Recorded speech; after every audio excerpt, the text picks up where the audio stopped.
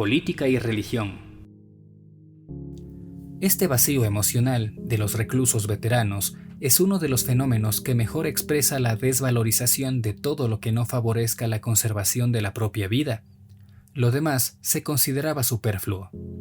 En el ayer sufríamos, por así decirlo, una hibernación cultural, con dos excepciones: la política y la religión. En el campo se hablaba por todas partes y casi constantemente de política. Las discusiones surgían de rumores que se filtraba en el campo y se propagaba rápidamente. Los rumores sobre la situación militar eran, en general, contradictorios. Se sucedían con celeridad y solo conseguían azuzar la guerra de nervios librada en la mente de todos los prisioneros.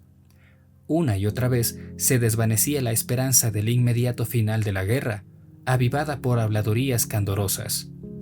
Con tantos desencantos, algunos perdían toda esperanza, aunque había quien mantenía un incorregible optimismo que resultaba irritante. Cuando los prisioneros sentían inquietudes religiosas, éstas brotaban de lo más profundo que cabe imaginar. El recién llegado se sorprendía, con frecuencia, de la admirable convicción de las creencias religiosas de los reclusos. Eran estremecedores los momentos de oración y los ritos improvisados en un rincón del barracón, o en la penumbra del camión de ganado en el que volvíamos al campo desde el distante lugar de trabajo, cansados, hambrientos, helados, con las ropas harapientas. En el invierno y la primavera de 1945 se desató una epidemia de tifus que contagió a muchos reclusos. La mortalidad aumentó entre los más débiles, obligados a trabajar hasta el límite de sus fuerzas. Las barracas para los enfermos carecían de las más mínimas condiciones. Apenas teníamos medicamentos y prácticamente no había personal sanitario. Algunos síntomas de enfermedad eran extremadamente desagradables. La irreprimible aversión a la comida que incrementaba el peligro de muerte y los horribles ataques del delirio. El caso más doloroso de delirio lo sufrió un amigo mío que, creyéndose a punto de morir, no conseguía recordar ninguna oración. Para no sucumbir a esos aterradores ataques, intentábamos no dormir. Yo lo lograba improvisando conferencias imaginarias y me propuse a reconstruir el manuscrito perdido en la cámara de desinfección. Garabateaba en taquigrafía las palabras esenciales en pequeños trozos de papel.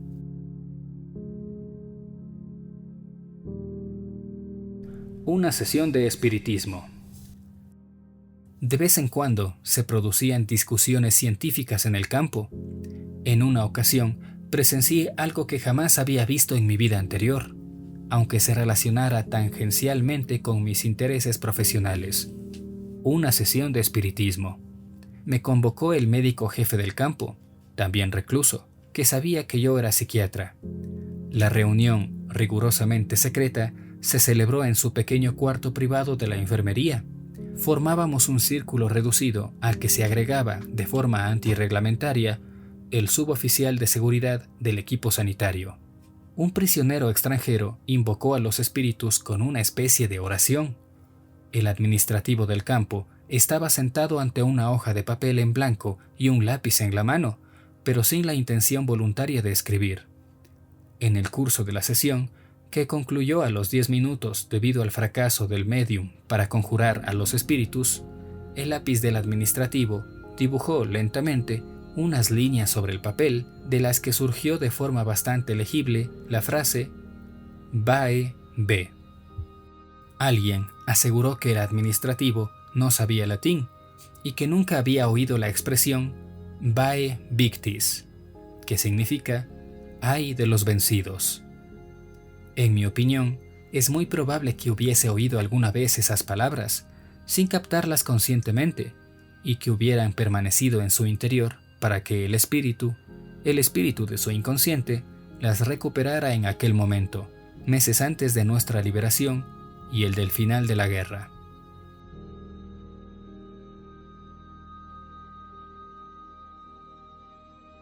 La huida hacia el interior. Pese a la bajeza física y mental imperantes en el campo de concentración, podía cultivarse una profunda vida espiritual. Las personas de mayor sensibilidad acostumbradas a una activa vida intelectual, posiblemente sufrieran muchísimo. A menudo su condición era frágil. Sin embargo, el daño infligido a su ser íntimo fue menor, pues eran capaces de abstraerse del terrible entorno y adentrarse, a través de su espíritu, en un mundo interior más rico y dotado de paz espiritual. Solo así se explicaba la aparente paradoja de que los menos fornidos soportaran mejor la vida del campo que los de constitución más robusta. Para aclarar esta cuestión, tengo que recurrir de nuevo a la experiencia personal. Contaré la serie de rutinas que se repetían cada mañana, antes del alba, cuando nos dirigíamos al lugar de trabajo. Oíamos las órdenes vociferantes. «Atención, destacamento adelante, izquierda, 2, 3, 4, izquierda, 2, 3, 4, izquierda, 2, 3, 4, el primer hombre, media vuelta a la izquierda, izquierda, gorras fuera». Todavía resuenan en mis oídos esas palabras. A la orden de «gorras fuera», atravesábamos la verja del campo, enfocados por los reflectores. El que no marchaba con marcialidad recibía una patada, pero corría peor suerte el que, para protegerse del frío, osaba calarse la gorra hasta las orejas antes de tener el permiso de hacerlo. En la oscuridad del alba, tropezábamos con unas piedras y pisábamos los charcos de la única carretera de acceso al campo. Los guardias nos conducían a culatazos, gritándonos constantemente.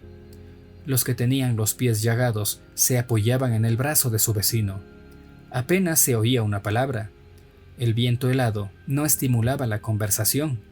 Con la boca protegida por el cuello de la chaqueta, el hombre que marchaba a mi lado me susurró de repente: «Si nuestras mujeres nos vieran ahora, espero que ellas estén mejor en sus campos e ignoren nuestra situación». Sus palabras avivaron el recuerdo de mi esposa.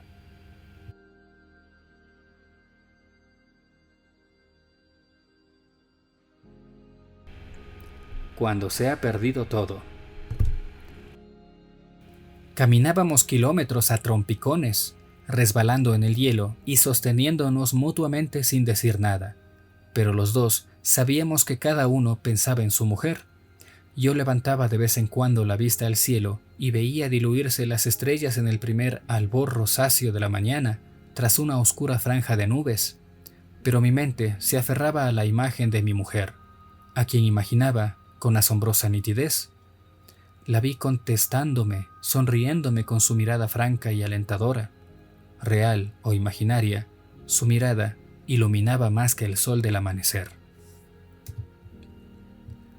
En ese estado de embriaguez, un pensamiento vino a mi mente. Comprendía, por primera vez, la verdad contenida en las canciones de los poetas y proclamada como el conocimiento supremo por tantos pensadores. El amor es la meta última y más alta a la que se puede aspirar el hombre. Percibí entonces, en toda su profundidad, el significado del mayor secreto que la poesía, el pensamiento y las creencias intentan comunicar. La salvación del hombre consiste en el amor y pasa por el amor. Comprendí que un hombre despojado de todo todavía puede conocer la felicidad, aunque sea solo por un instante, si contemplaba al ser amado, incluso en un estado de desolación absoluta, cuando ya no cabe expresarse mediante una acción positiva, cuando el único logro posible consiste en soportar dignamente el sufrimiento. En tal situación, el hombre es capaz de realizarse en la contemplación amorosa de la imagen de la persona amada. Por primera vez entendí el significado de las palabras: los ángeles se abandonan en la eterna contemplación amorosa de la gloria infinita. Delante de mí, un hombre tropezó y se desplomó, y sobre él cayeron los que iban detrás. Furioso, el guardia se acercó y sacudió el látigo sobre los cuerpos esparcidos por el suelo. Este incidente distrajo mi pensamiento por unos segundos, pero enseguida mi alma encontró el camino para regresar a su mundo, y, olvidándome de la vida en cautiverio, seguí hablando con mi amada. Yo le preguntaba, y ella contestaba. Luego ella preguntaba, y yo respondía. ¡Alto! Habíamos llegado al lugar de trabajo. Nos precipitábamos en el interior de la oscura caseta en búsqueda de una herramienta en buen estado. Cada prisionero se hizo con una piqueta o una pala. «¡No pueden darse más prisa, cerdos!». Pronto reanudamos el trabajo en la zanja, allí donde lo habíamos dejado el día anterior. El suelo helado crujía con los golpes de las piquetas y saltaban chispas. Los hombres permanecían silenciosos con el cerebro entumecido. Mi mente se aferraba aún a la imagen de mi mujer. De pronto me asaltó una inquietud. No sabía siquiera si ella seguía viva, pero estaba convencido de algo. El amor trasciende la persona física del ser amado y halla su sentido más profundo en el ser espiritual, el yo íntimo. Que esté o no esté presente esa persona, que siga viva o no, en cierto modo, carece de importancia. Ignoraba si mi mujer vivía y no tenía medios para averiguarlo. A lo largo del cautiverio no tuvimos contacto postal con el exterior, pero en aquel momento esa cuestión había dejado de inquietarme. No sentía necesidad de comprobarlo. Nada afectaba a la fuerza de mi amor, a mis pensamientos y a la imagen de mi amada. Si entonces hubiera sabido que mi mujer estaba muerta, creo que, insensible a la noticia, habría seguido contemplando su imagen y hablando con ella con igual viveza y satisfacción. Ponme de sello sobre tu corazón, pues fuerte es el amor como la muerte. Cantar de los Cantares 8.6